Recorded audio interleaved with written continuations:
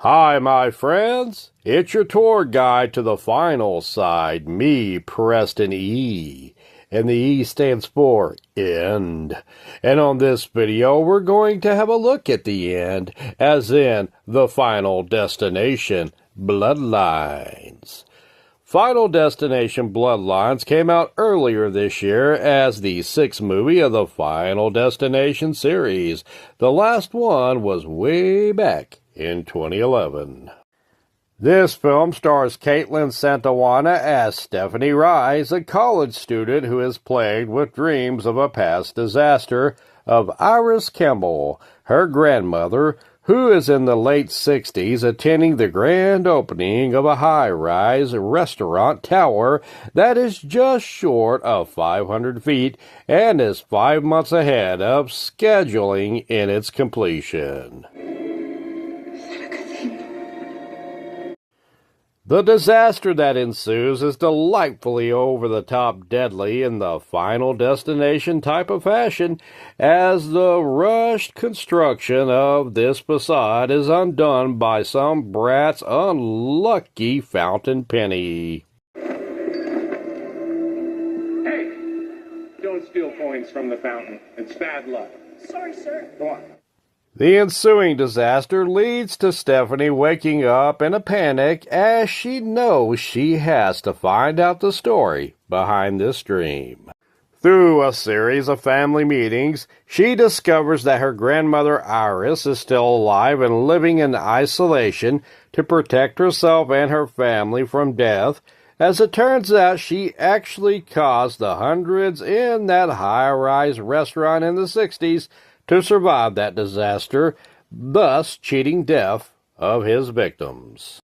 And Mr. Death doesn't like it when he is cheated and becomes quite persnickety about it as he begins to take the lives of the survivors that should have died that day, thus giving us the tie-in to the title, Final Destination, Bloodlines.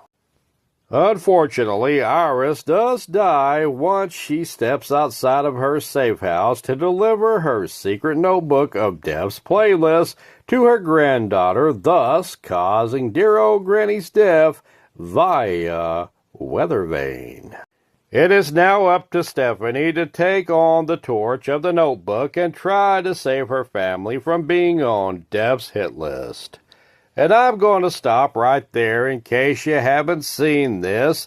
And it is a bloody good time of a movie with the usual over-the-top, gory good times you would expect from a Final Destination franchise movie.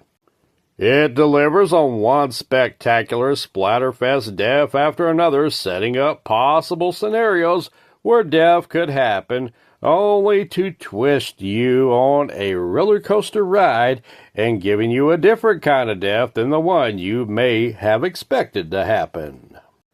These kind of twist and turn scenarios give you the edge of your seat, unexpected journey you'd expect from these movies.